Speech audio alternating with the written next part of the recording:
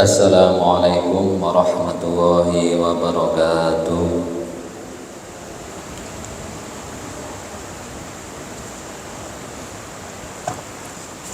Bismillahirrahmanirrahim. Ila hadratin Nabi Muhammadin sallallahu alaihi wasallam wa ila azwajihi wa dzurriyyatihi wa baitihi wa jami'i ikhwanihi minal anbiya wal mursalin wal awliya wa syuhada wa sholihin wa sahabati wa tabi'in wa jami'il ulama'il amil wa jami'il musannifin al-mulasin wa jami'il mujahidin fi sabilillahi rabbil alamin wa jami'il malaikatil muqarrabin wa sayyidil qadir jilal radhiyallahu anhu ajma'in.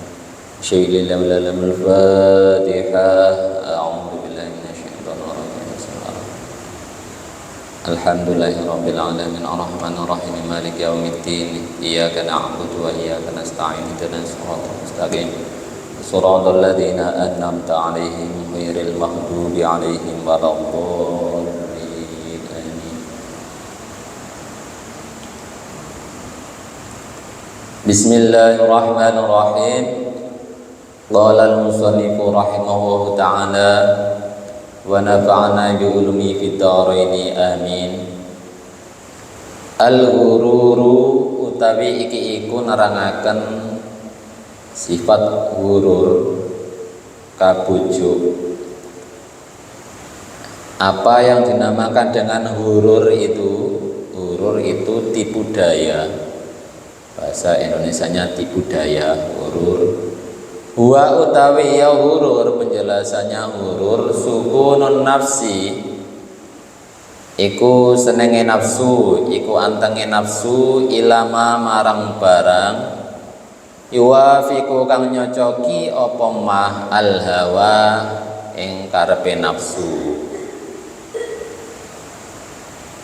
Wayamilu lan condong ilaihi marang ma at-tabu apa watek bisa babi syubhatin kelawan sebab serupa syaitoniatin kang bangsa setan.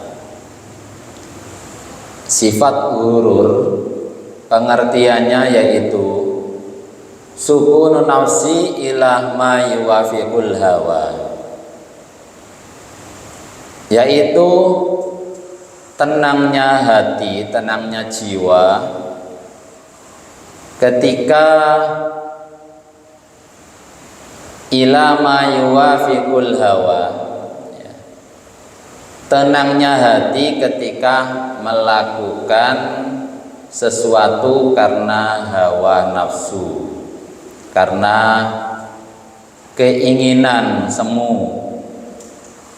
Wayamilu ilaihi atabu, dan condong menjadi watak bisa babin subhatin syaitoniatin karena sebab penggodanya setan,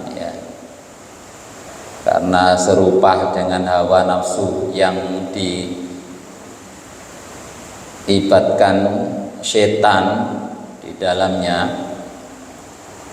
Jadi maksudnya ghurur, memang sifat ghurur itu jarang kita bahas. Kalau kita membahas sifat takabur, sombong, sudah banyak yang tahu.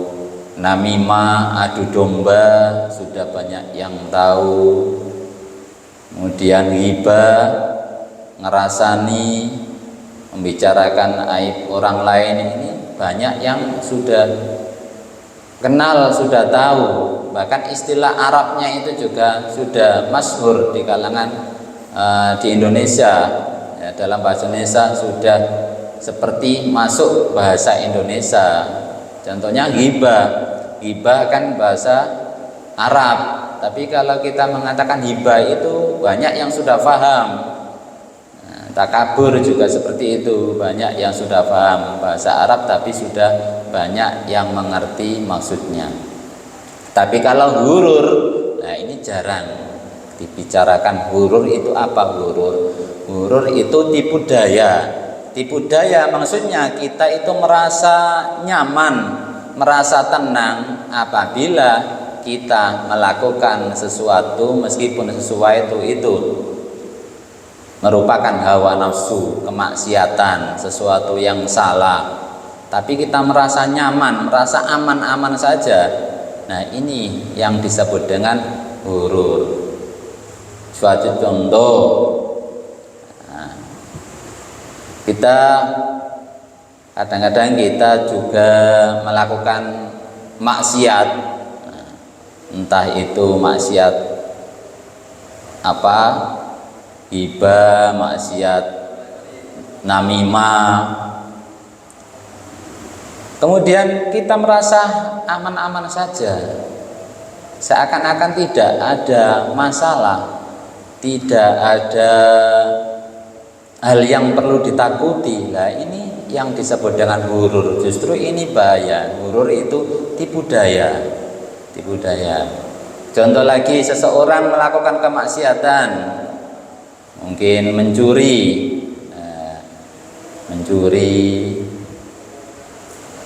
ke pasar sudah terbiasa belanja ke pasar, ngambil dagangan, nah, dimasukkan tasnya. Besoknya seperti itu, seakan-akan aman dan tidak ada yang tahu, seakan-akan dilindungi oleh Allah, enggak diperlihatkan. Nah, jika kita sudah merasa nyaman dengan sesuatu itu, ya, kemaksiatan seperti itu, nah ini berarti kita sudah mengidap namanya sifat ghurur, yaitu karena tipu daya. Mungkin kemaksiatan yang lain, nah, kita sebagai pedagang terbiasa mengurangi timbangan, ya. Ada orang beli beras 1 kilo tapi nggak sampai 1 kilo, isinya gula juga gitu, tidak sampai 1 kilo, padahal belinya 1 kilo. Tapi ini sudah seperti mengakar dalam diri kita, itu sudah mengakar, sudah biasa, nah, nggak konangan. Jadi tenang-tenang saja. Nah, ini disebut dengan ghurur. Allah belum menegur, ya, Allah masih menutupi aib kita, dan kita juga masih nyaman-nyaman saja melakukan kemaksiatan. Ini yang disebut dengan ghurur, pengertian dari sifat ghurur. Ini bisa babi subhati syaitonia, ini merupakan hawa nafsu yang disebabkan oleh setan juga, hawa nafsu setan. Jadi perlu kita hindari juga. Jarang kita bahas ghurur itu, jarang kita dengar ghurur, apa sih ghurur itu. Ya, sekarang kita tahu bahwasanya yang dinamakan ghurur yaitu tipu daya. Seakan-akan kita itu ayam-ayam saja, tapi padahal kita itu sudah melanggar aturan Allah. Nah, ini sudah merasa nyaman dalam dirinya, itu tidak ada kekhawatiran, tidak ada kekhawatiran sama sekali. Kalau mungkin kalau sombong, sifat sombongan kita sudah tahu, oh sombong itu seperti ini. Tapi ghurur ini kadang nggak terasa, kita itu nggak merasa. Wa utawi ya ghurur, dan sifat ghurur itu dibagi nau'ani, iku rongguman, dibagi menjadi dua bagian sifat ghurur.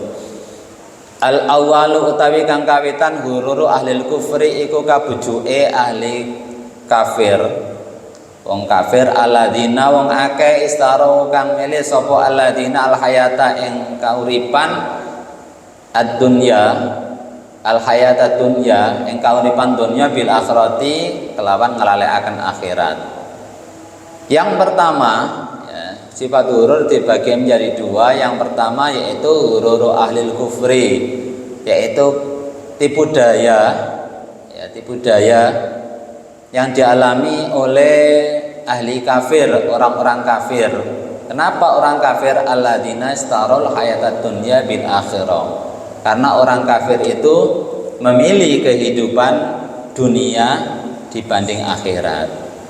Memang jelas orang kafir itu kehidupannya seperti yang dihadapi itu hanya dunia saja, tidak tidak berpikir untuk di akhiratnya, tidak kepikiran nanti di akhiratnya. Karena orang kafir ya memang kehidupannya berfoya-foya di dunia saja, tidak mau taat pada ajaran agama Islam, kan memang kafir.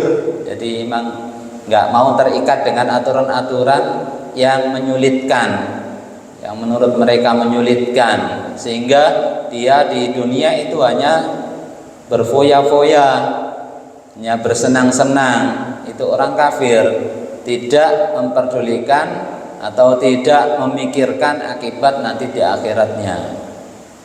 Nah, dia ini sudah kena tipu daya yang membahayakan dirinya tentunya.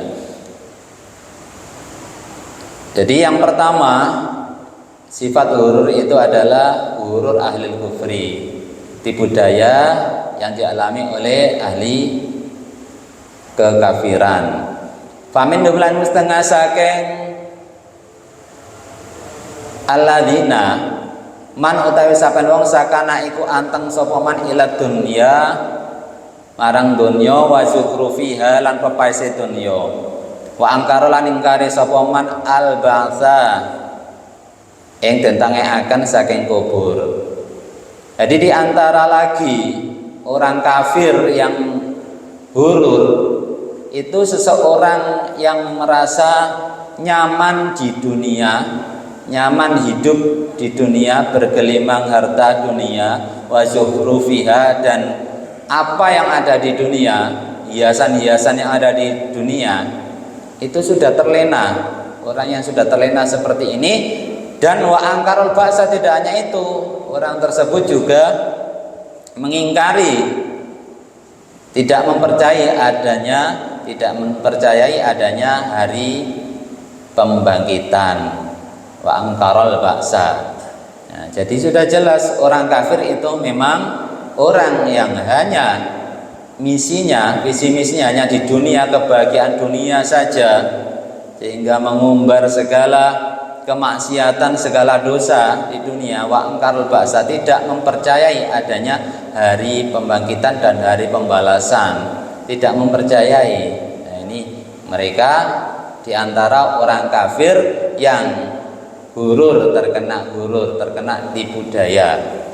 Wa minhum lan setengah saking alladzina, diantaranya lagi orang-orang kafir yang ghurur, yaitu man utawi wong yataro kang kabujuk sapa man bisiyadatihi kelawan dadi gusti fid dunya ing dalam dunya. Ketika orang kafir di dunia itu seakan-akan menjadi raja, menjadi pemenang, menjadi gusti, ya. Fadonna mongko nyangka sapa man anawi satemene man ala fardil mi'ati, ing atase kira-kirane mi'at, nggon Bali itu surga, ya, atau tempat kembali besok ketika sudah meninggal. Wa rahmati lan kawalasan yakunu kang ana aula iku utama bima kelawan mi'at warahmah. Jadi maksudnya orang kafir, ya, di antara orang kafir yang ghurur, tertipu daya adalah ketika orang kafir itu di dunianya seakan-akan menjadi raja, sudah terpenuhi segala hajat, segala kebutuhan di dunia sudah dipenuhi oleh Allah. Maka menyangka bahwasanya besok itu akan kembali dengan rahmat, aula bima, menyangka itu lebih pantas untuknya, mengira bahwasanya saya di dunia saja sudah seperti ini mulia, sudah terhormat, apalagi nanti kalau sudah kembali, ya, kembali ke surga, tentunya lebih berat lagi mendapat surga dan mendapat rahmat. Itu keyakinan orang kafir yang memang terkena ghurur, terkena tipu daya. Itu sudah jelas diterangkan dalam surat Al-Hijr itu ada ayat yang menerangkan rubama yawadul ladzina kafaru law kanu muslimin. Orang-orang kafir ketika besok dibangkitkan, ya, dibangkitkan di alam barzakh itu sudah menyesalnya bahkan berkata laukan muslimin, seandainya saya dulu termasuk orang-orang Islam. Penyesalan bagi orang-orang kafir karena memang terkena tipu daya dunia atau terkena hurur. Karena memang di dunianya hanya enak-enakan, ya. Ayatnya itu diteruskan darhum yakulu wa yatamatta'u wa yulhimul amal. Jadi orang-orang kafir itu biarkan mereka makan sepuasnya, bersenang-senang. Kalau kita kan orang muslim kan ya seperti halnya ini sekarang puasa Ramadan, ya, kita mengekang kesenangan, menahan nafsu yang berlebihan, menahan keinginan-keinginan yang memang berlebihan, kita tahan, kita puasa. Tapi kalau orang-orang kafir ya hanya makan saja.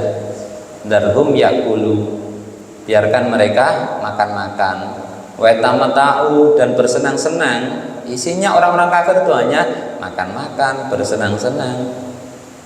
Wa yulhim amal wa sawfa ya'lamun, sehingga dilelehkan dengan angan-angan mereka pasti katanya akan bahagia besok, meskipun sudah mati itu akan bahagia.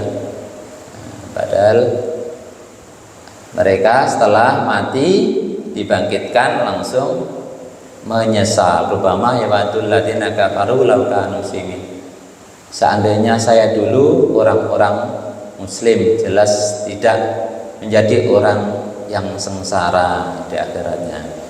Ini hurur yang pertama, yaitu hururnya yang dialami oleh orang-orang kafir. Asani utawi kang kaping pindho, hurur yang kedua, hururul usati, yaiku kabujuke wong kang durhaka minal mukminina saking pira-pira wong mukmin. Jadi ternyata hurur itu tidak hanya dialami oleh orang-orang kafir, tapi hurur juga dialami orang-orang mukmin, orang-orang yang beriman, dengan melakukan dosa-dosa, kemaksiatan. Nah, orang-orang yang mukmin, orang mukmin seperti ini,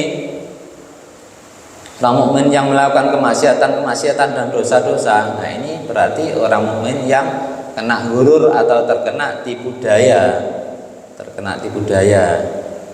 Wa minhum lan iku setengah saking mukminin man utawi wong lam yakmal kang ora gelem ngamal sapa man iktiraron krana kabujuk bisaati afillah taala, kelawan jembare pengapurane Allah taala. Jadi orang mukmin yang pertama kena hurur itu mereka yang tidak mau beramal soleh, tidak mau melakukan kebaikan, mulai membangkang, tidak mau beribadah, bahkan melakukan kemaksiatan. Dalihnya kenapa? Bisa ati afilahi. Menurut orang mukmin gak apa-apa aku maksiat, Allah itu loh Maha Pengampun. Nah ini sudah tipu, berarti sudah terkena tipu daya. Jadi konteksnya pertama itu kita orang mukmin itu tahu bahwasanya Allah itu Maha Pengampun, bahkan ampunannya itu sangat luas sekali. Ya, dosa sebesar apapun akan diampuni oleh Allah. Itu konteks pertama. Nah, dijadikan patokan oleh orang mukmin sehingga melakukan maksiat, tidak mau beramal yang baik. Ini berarti kan kena tipu. Dalam hatinya yakin Allah loh pasti mengampuni saya meskipun saya dosa besar, meskipun setiap hari saya melakukan dosa, tidak apa-apa, Allah Maha Pengampun. Ini berarti kena gurur, kena tipu daya. Ini golongan orang mukmin yang pertama yang kena gurur itu tidak mau beramal, bahkan melakukan dosa-dosa, melakukan kemaksiatan-kemaksiatan, ihtiraran bisaati afillah. Mereka berdalih bahwasanya toh Allah Maha Pengampun, Allah Maha Pemaaf. Jelas dosa kita sebesar apapun pasti diampuni oleh Allah, sehingga kemaksiatan-kemaksiatan setiap hari tetap dilakukan. Disuruh ngamal yang baik sulit, diajak beribadah sulit. Jangankan sholat sunnah, puasa sunnah, sholat yang fardu saja kadang-kadang banyak yang terlewatkan. Puasa Ramadan juga kadang berat diajak puasa Ramadan. Kenapa? Yaitu dia ngenteng no, tenang aja, Gusti Allah Maha Pengampun. Nah, ini berarti sudah kena tipu daya, kena gurur. Au i'timadan utawa gandolan ala taatil abai ing atase ketaatane pira-pira wong tua, atau mengandalkan orang tua. Nah, yang kedua ini, yang pertama tadi tidak mau beramal karena berdalih Allah Maha Pengampun. Sekarang yang kedua, yaitu orang mukmin yang melakukan maksiat tidak mau beramal yang baik, i'timadan ala taatil aba. Lapo bapak ibu kula wong apik, bapak ibuku ustad, bapak ibuku haji bolak-balik, aku masih maksiat yo gak masalah, lah mesti ditanggung karo bapak ibuku. Lah ini sudah tertipu.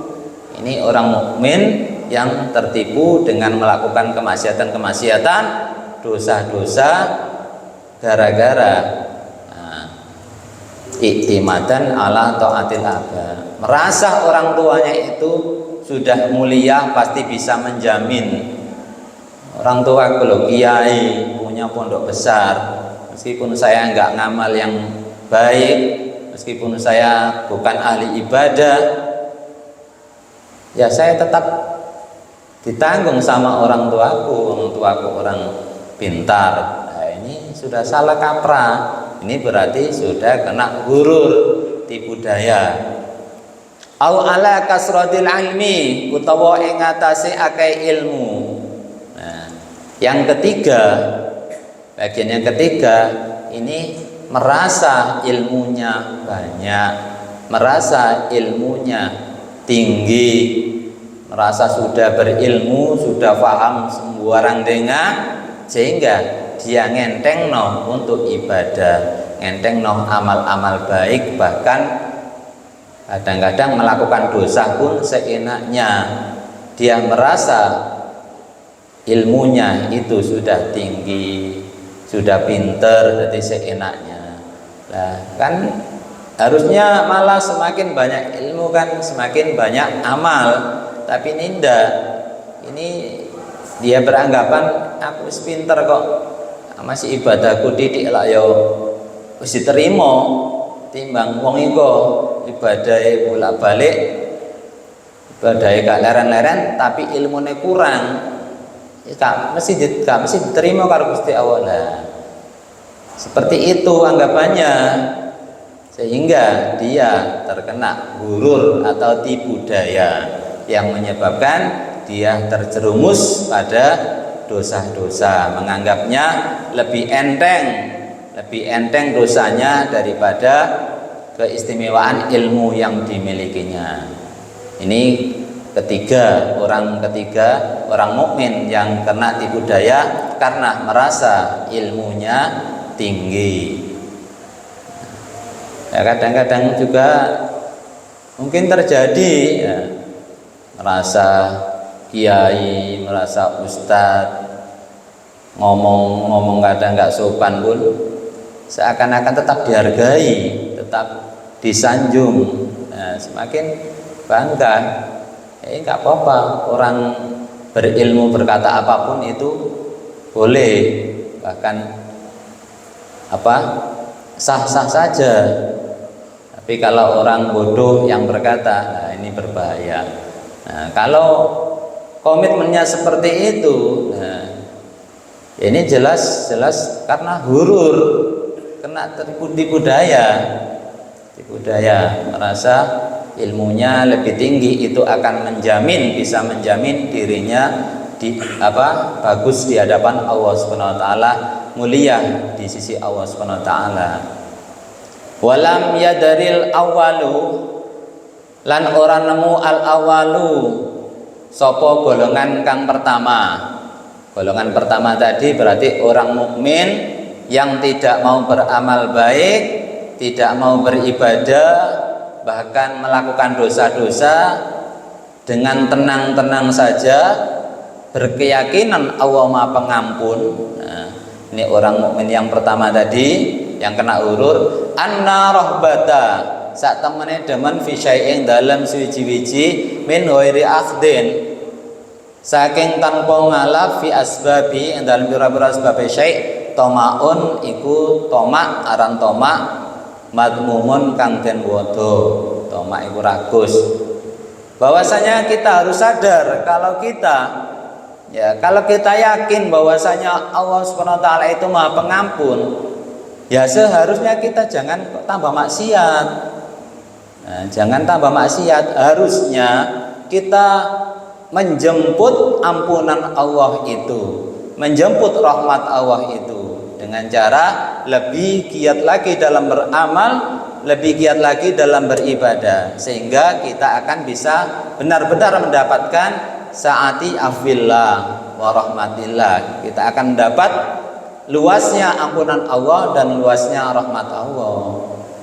Jadi orang yang pertama tadi tertipu merasa Allah itu Maha Pengampun, jadi aku melakukan dosa bagaimanapun pasti diampuni, nggak usah takut melakukan dosa, nggak usah takut. Nah, ini salah, karena anna rahbata fi syai'i min ghairi ahdin fi asbabihi tama'un madmun itu dikatakan sebagai tomak yang dicela, tomak yang tercela, rakus yang tercela.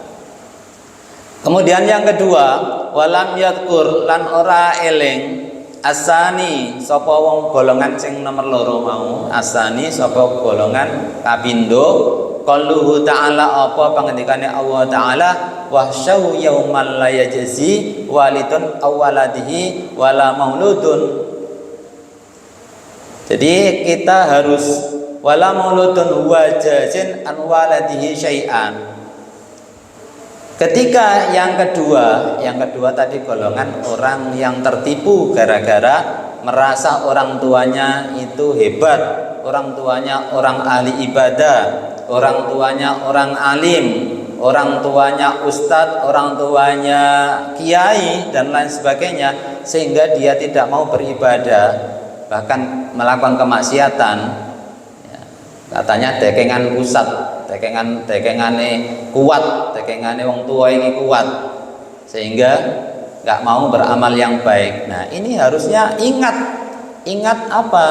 Ingat firman Allah, wasyau yauma la yajzi walidun awaladihi wala mauludun wajazin awaladihi syai'a.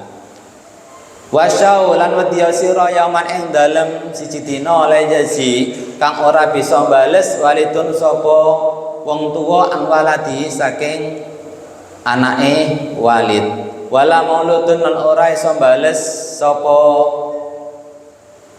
anak. Jadi kita harus tahu bahwasanya antara orang tua dan anak itu suatu saat tidak bisa saling menolong, tidak bisa saling menolong. Amalnya sesuai amalnya masing-masing, itu kita harus ingat. Ya, orang tua amalnya bagus, ya ke surga, dijamin surga. Kalau anak amalnya buruk, ya tidak bisa diselamatkan oleh orang tuanya. Nah, kita harus mengingat ayat ini, ya, benar-benar ingat ayat Allah ini, bahwasanya antara orang tua dan anak ini nanti masing-masing ada hukuman sendiri, ada balasan sendiri. Jadi nggak bisa kita mengandalkan orang tua, maksudnya seperti itu. Walam yatanabbah lan ora eling asalisu sapa golongan sing nomor telu. Kang sing nomor telu berarti au ala kasratil ilmi. Orang yang ketiga yang kena hurur tadi, yang kena tipu daya karena merasa ilmunya tinggi, merasa pintar, merasa hebat, harusnya dia ingat ila anal ilma bila amalin, saat temene ilmu bila amalin kelawan tanpa amal kasajari iku kaya wit-witan bila samarin kelawan tanpa uwa. Jadi orang yang ilmunya tinggi, ilmunya banyak, faham segala macam ilmu, itu jangan merasa kok aku nggak ngamal nggak apa-apa, nggak ngamal nggak ibadah akeh-akeh nggak apa-apa, wis cukup ilmumu wis akeh. Ya. Ini salah, berarti kena gurur. Harusnya ingat bahwasanya annal ilma bila amalen kasajari bila simarin, bahwasanya ilmu yang tidak diamalkan itu seperti pohon yang tidak berbuah, jadi percuma, nggak ada buahnya, nggak ada efeknya. Ilmu banyak tapi nggak mau beramal. Nah, ini seperti halnya pohon tapi tidak ada buahnya, manfaatnya kurang banyak. Wa minhum lan setengah saking aso man utawi saban wong iktara iku pujuk sapa man bi kasrati ibadati kelawan akeh ibadahe man. Fadona mongko nyono sapa man annawi satemene man ahakku iku lengakai bil afi kelawan pengapura min ghairi katimbang liyane man. Dan ada lagi bagian orang mukmin yang bermaksiat yang kena hurur, mani aktarro bikasrati ibadati, yaitu orang yang banyak ibadah. Ternyata orang yang banyak ibadah juga kemungkinan besar masih terjangkit penyakit hurur, ya, kena tipu daya. Orang yang banyak ibadahnya ini juga harus hati-hati. Jangan sampai fadona anau haqqa bil afi. Nah, orang yang banyak ibadahnya ini menganggap ibadah wis akeh. Fadona anaul haqqu bil afi. Maka saya itu lebih patut untuk mendapat ampunan dari Allah, lebih patut untuk mendapat rahmat dari Allah daripada yang lain. Jadi menganggap ibadah wis akeh, jadi wis apik mesti oleh pengampunan teko Gusti Allah, wis mesti oleh rahmat teko Gusti Allah timbang liya-liyane. Nah, ini kadang terselip di hati kita, itu merupakan hurur, merupakan tipu daya. Ya, ini yang nanti melemahkan iman kita dan melemahkan ibadah kita selanjutnya. Mulai aras-arasan, lapo wis ngerasa wis diampuni, ngerasa wis dapat rahmat dari Allah dibanding yang lain. Nah, ini juga merupakan penyakit hurur, penyakit tipu daya yang harus dihindari. Jangan sampai kita merasa seperti itu, karena kadang-kadang semangat ibadah, tapi kadang-kadang muncul perasaan seperti itu. Ya, Gusti Allah loh pasti mengampuni saya, meskipun saya trader, meskipun saya melakukan maksiat, soalnya ibadahku sudah banyak. Nah, ini berarti kena tipu, kena hurur. Walam yadri lan ora ngerti sapa man anna hada ing sak temene iki kabeh mau man ahaqqa mudhibun iku ngilangaken ikhlasihi marang keikhlasan man. Nah, kita harus tahu bahwasanya kalau kita merasa kita itu yang berhak mendapat ampunan karena ibadah kita sudah banyak, kalau kita beranggapan seperti itu, berarti anna hadza mudhibul ikhlasihi, itu seakan-akan menghilangkan keikhlasan kita selama ibadah. Emani pun ibadah rino wengi ya, waktunya malam dibuat ibadah, pagi dibuat ibadah, siang ibadah, pokoknya isinya tiap hari ibadah. Tapi gara-gara hatinya merasa sudah mendapat ampunan dari Allah, sudah mendapat rahmat dari Allah, ini mudhibul ikhlasi, bisa menghilangkan keikhlasannya. Mufawitun tur ngepotaken li sawabi amalihi, marang ganjarane pira-pira amaleman, bahkan bisa menghilangkan pahala-pahala semuanya. Tidak hanya menghilangkan keikhlasan, tapi juga bisa menghilangkan sawabi amali, menghilangkan pahala amal-amal, gara-gara merasa lebih berhak mendapatkan ampunan dari Allah dibanding orang lain. Wa minum lain setengah saking aso man utai wong warrot iku kabujuk sapa man, iku kabujuk iku mbojuk ing man kasratul mali apa akeh bondo. Di antara lagi orang yang terkena hurur, terkena tipu daya adalah orang yang merasa hartanya sudah banyak, semuanya bisa dicapai dengan hartanya yang banyak. Fatona mengkonyono sapa man ana wis satemene man bidzalika kelawan mengkono-mengkono kasratul mali yafuku iku mungguli sapa man ghairahu ing liyane man. Dia beranggapan bahwasanya saya akan bisa melakukan amal apapun karena saya punya harta yang banyak, dibandingkan orang yang lain belum tentu bisa menandingi amalku. Saya bisa sedekah dengan harta yang lebih banyak, saya bisa menyumbang masjid dengan nilai yang lebih banyak, saya bisa membangun ini, membangun itu untuk kepentingan umum. Ini jelas lebih pahalanya lebih banyak daripada orang yang tidak punya harta, yang hanya menyumbang sedikit-sedikit lah. Ini berarti orang yang beranggapan seperti itu termasuk orang yang kena hurur. Hurur apa? Hurur karena kasratul mali, karena banyaknya harta. Pamala mengkombojok sapa man ila zukhrufid dunya, marang pepaese dunya.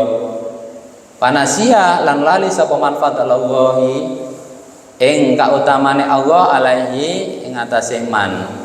Wa mimma ayibil hururi lan nyidrani kabujuk annahu utawi sak temene hurur yulidu iku nyopelaken apa hurur al-kibra ing sombong ing gumedhe alladzi sabaku kang wis dhisik annahu apa sak temene alladzi yamna'u iku nyegah apa alladzi sahibau ing wong kang anduweni alladzi dukhulal jannati ing mlebu swarga.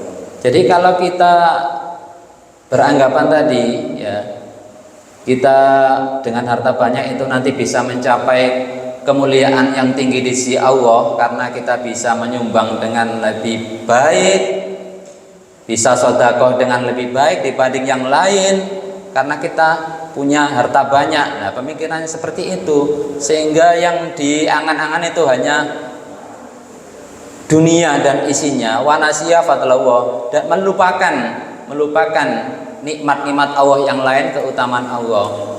Nah, ini yang bisa yulidul kibara, menyebabkan kita menjadi sombong. Padahal kemarin sudah dipelajari bahwanya sombong itu yamna'u sahibahu halal jannah, mencegah orang yang sombong itu masuk ke dalam surganya Allah Subhanahu wa taala. Nah, ini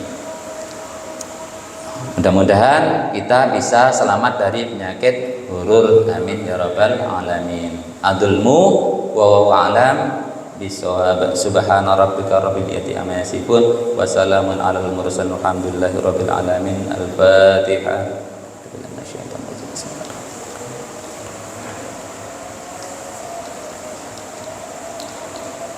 Assalamualaikum warahmatullahi wabarakatuh.